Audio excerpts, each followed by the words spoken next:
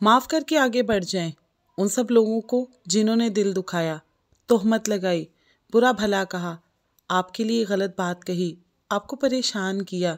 यकीन जाने आपका रब कुछ नहीं भूलता, और जब वो हिसाब बराबर करता है तो नाइंसाफ़ी नहीं करता। अस्सलाम वालेकुम, welcome back to my channel. कैसे हैं आप सब? उम्मीद करती हूँ खैरियत से होंगे, जहाँ होंगे हिफ्ज़ व अमान के साथ होंगे। मैं भी अल्लाह का शुक्र है बिल्कुल ठीक हूँ आपकी दुआ से। आज है जी मेरे अपने गांव में डे 3 और आज स्नोफॉल स्टार्ट हो गई है। जब हम यहाँ पर आए थे ना तो उससे पहले बारिश भी नहीं हो रही थी, कोई स्नोफॉल नहीं थी। अब यहाँ पर भी स्नोफॉल स्टार्ट हो गई है। इंशाल्लाह स्नोफॉल में मेरा गाँव कैसा दिखता है वो भी आप लोगों को दिखाऊंगी। यहाँ पर जी लकड़ियों के चूल्हे पर गर्मा गर्म पराठे बन रहे हैं, साथ होगी चाय।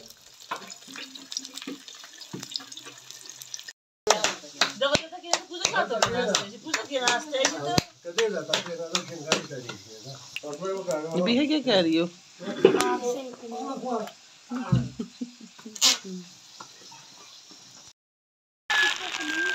ये जो स्नोफॉल स्टार्ट हो गई हुई है, लोग अपने अपने काम। इन बच्चों को देखें, इन्हें देखें, इंजॉय कर रहे हैं। और मैं छतरी ले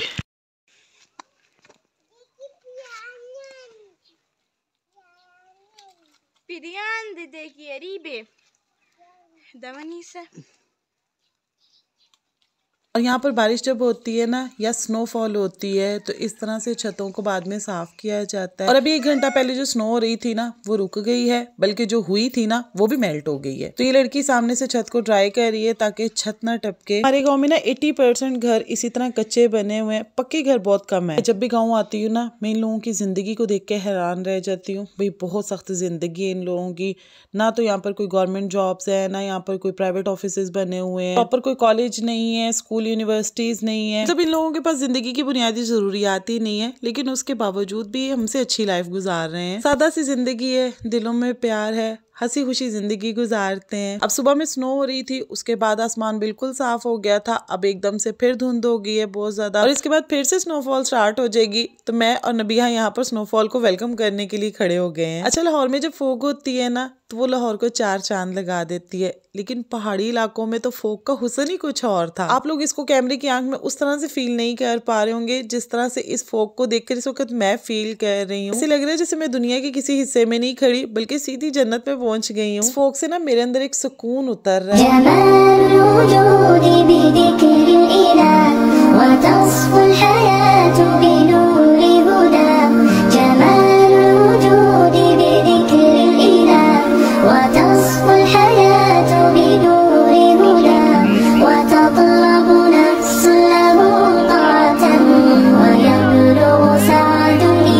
मेरा और नबिहा का वेलकम का प्रोग्राम तो वहीं पर रह गया क्योंकि स्नो स्टार्ट ही नहीं हुई और मजीद सर्दी बर्दाश्त करने के हम मुतहम्मिल नहीं हो रहे थे ना, तो हम लोगों ने अंदर दौड़ लगा दी। मैं और नबिहा सारा दिन यही करती हैं, बाहर चली जाती हैं, जब सर्दी लगती है तो वापस लकड़ियों वाले चूल्हे के पास आकर बैठ जाती हैं।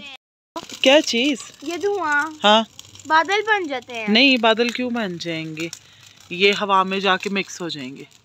अल्लाह, ऊपर देखो पूरी हवा में काला काला धुआं हो गया मिक्स। वो देखो कितनी ऊपर निकल गया। हाँ, एक दफा हमने चरपाई की उतारे जलाई थी, बिल्कुल ऐसा धुआं निकल रहा था, है ना। हाँ, हम उसके आगे खड़े हो गए थे, सारे कपड़े गंदे हो गए। बर्फ मेल्ट हो गई है। ये वाला घर भी हमारा है, वो वाला घर भी हमारा है, दोनों घर हमारे हैं, ये वाला भी वो वाला भी। और वो देखे सामने बादल जो है ना वो उतर रहे हैं। और ये सामने दरख्तों की ओर में जो नज़र आ रहा है ये गवर्नमेंट स्कूल है, बच्चों का 5 तक है। और बाकी ये पहाड़ों पे सबके घर है, कोई रोड नहीं गया हुआ, ऐसे ही पहाड़ों पर हाइकिंग करते करते ये लोग जाते हैं। यहाँ की ज़िंदगी बहुत मुश्किल है। और ये रोड है, इसी पे ये लोग बाइक भी चलाते हैं। सामने क्या बोलते हैं इसको, ट्रक बोलते हैं? नहीं, ट्रक नहीं है, मज़दा। ये मज़दा खड़ा हुआ है जिसमें ये लोग अपनी भारी भारी चीज़ें लेकर आते हैं।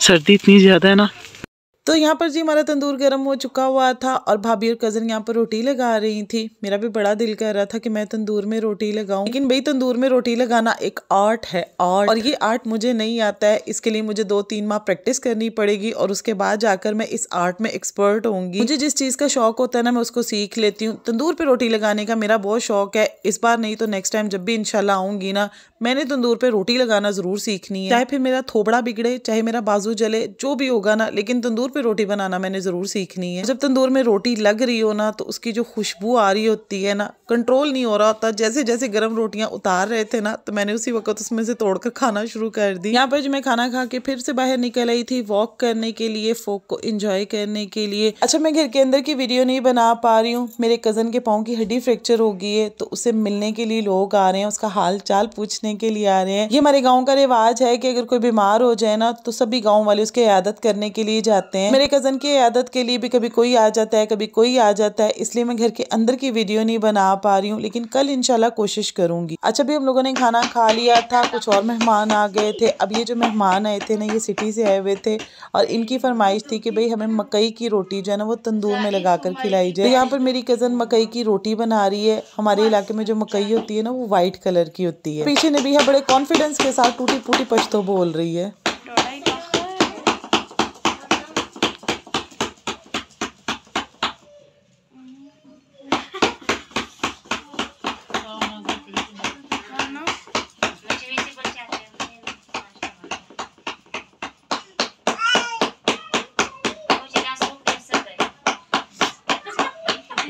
उड़ा वही द डोडियां ता चांटे वही